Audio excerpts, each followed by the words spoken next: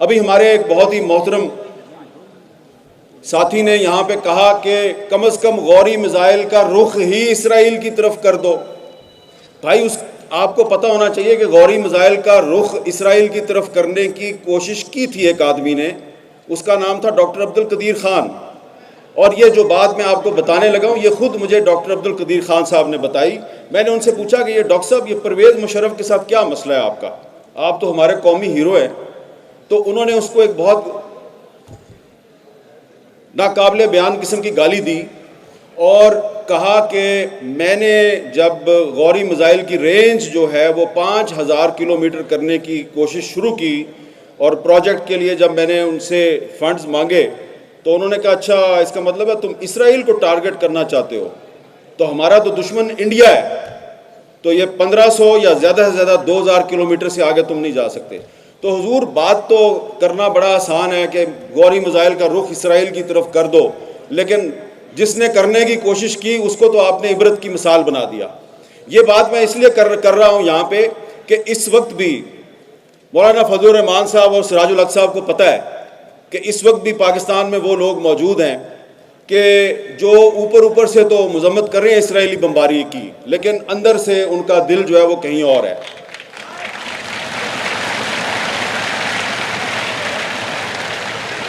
میں کوئی لمبی چوڑی بات نہیں کرنا چاہ رہا. دسمبر کا مہینہ ہے اور دسمبر کا مہینہ اس لیے امپورٹنٹ ہے کہ دسمبر 1931 میں شاعر مشرق علامہ اقبال نے مسجد اقصیٰ کا دورہ کیا.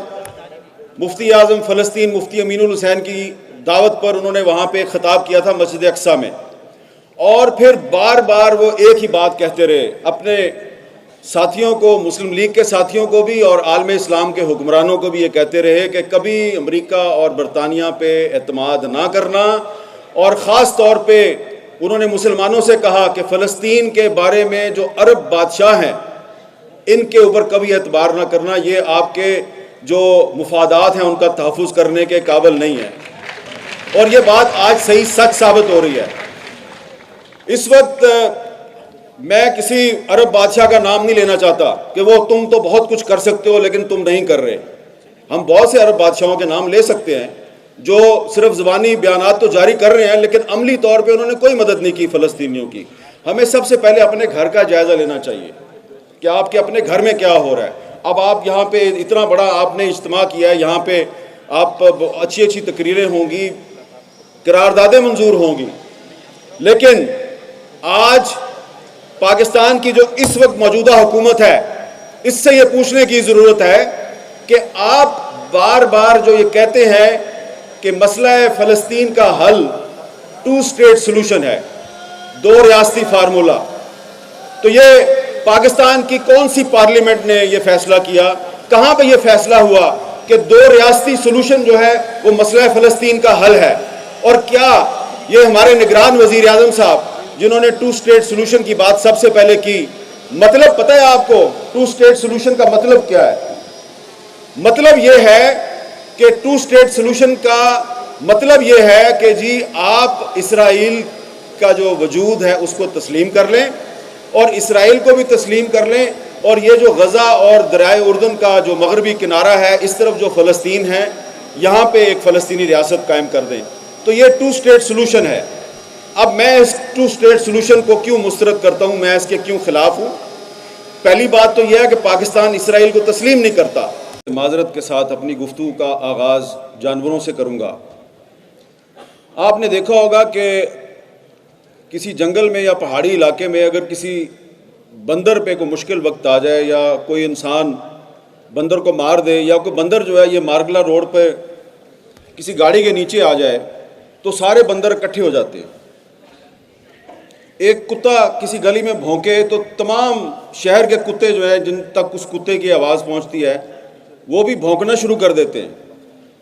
ایک کوا مار دیں، دیہاتی علاقوں میں کسان اگر ایک کوا مار دیں تو تمام کوے جو ہیں وہ کائیں کائیں کرتے ہوئے اس کسان کی جان کو عذاب میں ڈال دیتے ہیں.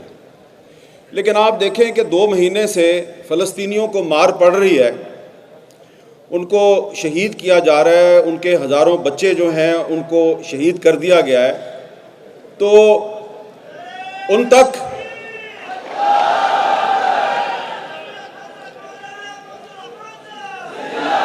بھائی آپ کی بڑی مہربانی، مجھے صرف 5 منٹ ملے ہیں. اور دوسری بات وہ یہ ہے کہ بانی پاکستان قائد اعظم محمد علی جناح نے 1948 میں جب اسرائیل کو تسلیم کیا گیا تو اس 2 اسٹیٹ سلوشن کو انہوں نے مسترد کر دیا.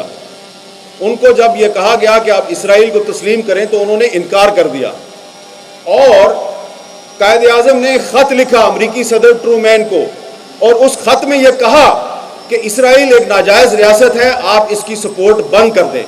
تو لہٰذا اگر آج پاکستان کی کوئی حکومت 2 اسٹیٹ سلوشن کو سپورٹ کرتی ہے یا کہتی ہے کہ مسئلہ فلسطین کا حل 2 اسٹیٹ سلوشن ہے، تو اس طرح وہ دراصل اسرائیل کو تسلیم کرنے کی بات کر رہی ہے، اور ہم اس کو تسلیم نہیں کرتے. ہم سمجھتے ہیں کہ اسرائیل دراصل فلسطین ہے اور پورے کا پورا فلسطین آزاد ہونا چاہیے. اب کہا جائے گا کہ یہ تو آپ اقوام متحدہ کی جو قراردادیں ہیں اس کی خلاف ورزی کر رہے ہیں.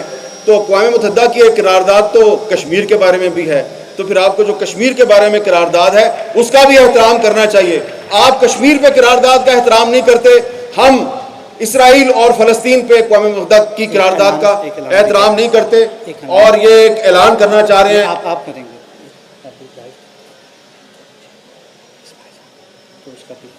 ٹھیک 2 بجے. اور یہ بھی اس میں ایک پورا چیپٹر ہے کہ جو 2 اسٹیٹ سلوشن ہے یہ پاکستان کی پالیسی نہیں ہے. نگران وزیر اعظم 2 اسٹیٹ سلوشن کو تسلیم کر سکتا ہے، ہم نہیں کرتے. اور ابھی